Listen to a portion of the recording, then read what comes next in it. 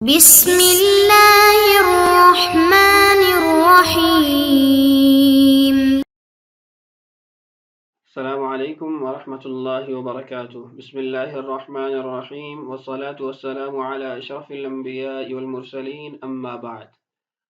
معزز سامعین، آج کی اس ویڈیو کے اندر انشاءاللہ ہم کفالت بالمال کے اندر شرائط کا بیان پڑھیں گے۔ اگر کفالت بالمال کو شرائط پر معلق کر دیا جائے تو اس کا کیا حکم ہے؟ تو آئیے پہلے عبارت پڑھ لیتے ہیں۔ او علق الکفالت بشرط ملائم نحو ما بايعت فلانا أو ما زاب لك عليه أو ما غصبك فعلي. ما زاب أي ما وجب. ففي هذه الصورة ما الشرطية معناه إن بايعت فلانا فيكون في معنى التعليق، وعنى بالملائم المناسبة، فإن هذه الأشياء أسباب لوجوب المال فيناسب ضم الذمة إلى الذمة. فقوله ما بايعت فلانا أي ما بايعت منه فإني ضامن لثمنه لا ما اشتريت منه فإني ضامن للمبيع، فإن الكفالة بالمبيع لا يجوز على ما يأتي، وإن علقت بمجرد الشرط فلا، كإن هبت الريح أو جاء المطر۔ یہ آج کے ہمارے سبق کی عبارت۔ اب مسئلے کو سمجھ لیجیے۔ مسئلے کا عنوان تو یہ ہے کہ کفالت کو شرط پر معلق کرنا، اور یہ بات بھی آپ کو معلوم ہے کہ شرائط دو قسم کی ہیں، شرائط ملائم اور شرائط غیر ملائم۔ دیگر الفاظ کفالت کے مناسب شرائط اور کفالت سے غیر مناسب شرائط۔ کفالت سے مناسب جو شرائط ہیں، پہلے بھی کفالت بالنفس کے بیان میں بھی یہ بات گزر چکی ہے کہ وہ جائز ہے، اور جو غیر مناسب ہیں وہ ناجائز ہیں۔ اس کے اندر دلیل قرآن پاک کی آیت ہے، حضرت یوسف علیہ السلام کے واقعے کے اندر وَلِمَنْ جَاءَ بِهِ حِمْلُ بَعِیرٍ وَأَنَا بِهِ زَعِیمٌ۔ اس کے اندر ایک بات تو یہ ثابت ہوتی ہے کہ کفالت بالمال کو معلق کیا جا سکتا ہے، یعنی وہاں پر جو اونٹ انعام دلوانے کی ضمانت لی گئی، کفالت لی گئی، اس کو معلق کیا گیا تھا کہ جو بادشاہ کا پیالہ لے کر آئے گا، تو بادشاہ کا پیالہ لانے پر ایک اونٹ انعام کی کفالت لی گئی تھی، ذمہ داری لی گئی تھی۔ تو اس سے معلوم ہوا کہ اگر شرط ملائم ہو تو کفالت کو اس پر معلق کیا جا سکتا ہے۔ اب کفالت کے مناسب جو شرائط ہیں ان کی مثالیں دیکھیے جو کتاب میں لکھی گئی ہیں، اور غیر مناسب کی بھی مثالیں آگے انشاءاللہ آ رہی ہیں۔ مناسب شرائط کی مثالیں کتاب میں یہ ذکر کی گئی کہ اگر تم فلاں شخص کو چیز فروخت کرو تو جو ثمن واجب ہوگی اس کی ادائیگی میں ذمہ داری لیتا ہوں، یعنی وہ آپ کو ادا کرے گا، یا کہے جو بھی تیرا حق فروخت کرنے میں اس پر لازم ہوگا میں اس کی ادائیگی کی ذمہ داری لیتا ہوں۔ اور تیسری صورت یہ لکھی ہے کہ اگر راستے میں کسی نے تجھ سے مال چھین لیا، غصب کر لیا، تو میں اس کا ضامن ہوں۔ اب یہ تمام شرائط کفالت کے مناسب ہیں، اس لیے کہ یہ تمام امور مال کے واجب کرنے کے اسباب ہیں۔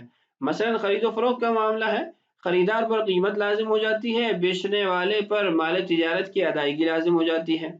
اسی طرح غاصب کے ذمے اصل مالک کو واپسی لازم رہتی ہے۔ تو آپ دیکھیں یہ تمام امور وہ ہیں جن کے اندر مال واجب ہو جاتا ہے، دوسرے کو لازم ہو جاتا ہے۔ تو اگر آپ کفالت کو دیکھیں تو کفالت کے اندر بھی مال لازم ہوتا ہے۔ جب کفیل ادائیگی کر دیتا ہے تو مکفول عنہ پر لازم ہو جاتا ہے کہ کفیل کو اس کے پیسے واپس کرے جو اس نے مکفول لہو کو ادا کیے ہیں۔ تو اس مناسبت کی وجہ سے ملائم شرط کو جائز قرار دیا جائے گا، اس لیے کہ کفالت بھی مال کے واجب ہونے کے اسباب میں سے ہے، اور خرید و فروخت، غصب، یہ چیزیں بھی مال کو واجب کرنے والی ہیں، لازم کرنے والی ہیں۔ تو اس مناسبت سے ایسی شرائط کو جائز قرار دیا جائے گا۔ اور اگر شرائط غیر مناسب ہو، یعنی عقد کے تقاضوں کے خلاف ہو، تو وہ ناجائز ہیں۔ جیسے وہ کہے کہ اگر بارش برسی یا ہوا چلی یا آج سورج نکلا تو میں اس مال کا ضامن ہوں، تو اس طرح کی جو شرائط ہیں ان کو معتبر نہیں سمجھا جائے گا۔ یہ اگر عقد کے اندر موجود ہوں تو کفالت درست نہیں ہوگی۔ تو خلاصہ یہ ہے کہ جو شرائط عقد کے ارکان کے خلاف نہ ہو، مناسب ہو، ان کے ساتھ اگر کفالت کو معلق کیا جاتا ہے تو یہ درست ہے۔ اور اس کے برعکس اگر شرائط ایسی ہیں جو عقد تقاضوں کے خلاف ہیں، ملائم شرطیں نہیں ہیں، تو اس کے جب کفالت کے اندر ذکر کیا جائے گا تو کفالت کا معاملہ درست نہیں ہوگا۔ عبارت کا ترجمہ دیکھیے۔ او علق الکفالت بشرط ملائم، اور درست ہے کہ کفالت کو معلق کرے ایسی شرط کے ساتھ جو ملائم ہو یعنی مناسب ہو۔ مثالیں دیکھیے ملائم شرطوں کی، ما بایعت فلانا، جو تم نے اس کو بیچا۔ یہاں بایعت کا مطلب اشتریتا نہیں ہے، خریدنا نہیں ہے بلکہ بیچنا ہے۔ او ما ذاب لک علیہ، یا کہے جو تمہارا حق اس پر لازم ہوگا۔ او ما غصبک، یا کہے کہ جو تم سے کسی نے چھینا، فعلی، تو اس کی ذمہ داری مجھ پر ہوگی، یعنی جو تم نے بیچا اس کی ادائیگی کی ذمہ داری بھی مجھ پر ہوگی، یا جو حق بھی تمہارا اس پر لازم ہوا اس کی ذمہ داری میں لیتا ہوں، یا جو تم سے کسی نے غصب کیا اس کا بھی میں ضامن ہوں۔ تو یہ تمام صورتیں ان شرائط کی ہیں جو ملائم ہیں یعنی مناسب ہیں، عقد کے تقاضوں کے خلاف نہیں ہیں۔ ما ذاب ای ما وجب، ما ذاب کا مطلب ہے جو واجب ہوا، لازم ہوا۔ ففی هذه الصورہ، تو اس صورت میں ما شرطیۃ، تو اس صورت میں جو جملوں کے اندر ما ذکر ہوا ہے یہ شرطیہ ہے، ما بایعت، ما ذاب اور ما غصب، یہ تینوں ما جو کلمات کے اندر مذکور ہیں یہ شرطیہ ہوں گے، یعنی ان بایعت فلانا، ان ذاب لک علیہ، اور ان غصبک۔ معنی ہو، اس کا مطلب یہ ہے ان بایعت فلانا، اگر تم نے فلاں کو چیز بیچی، فیکون فی معنی التعلیق، تو اس اعتبار سے یہ تعلیق کے معنی میں ہوگا، یعنی اس کو معلق کیا جا رہا ہوگا۔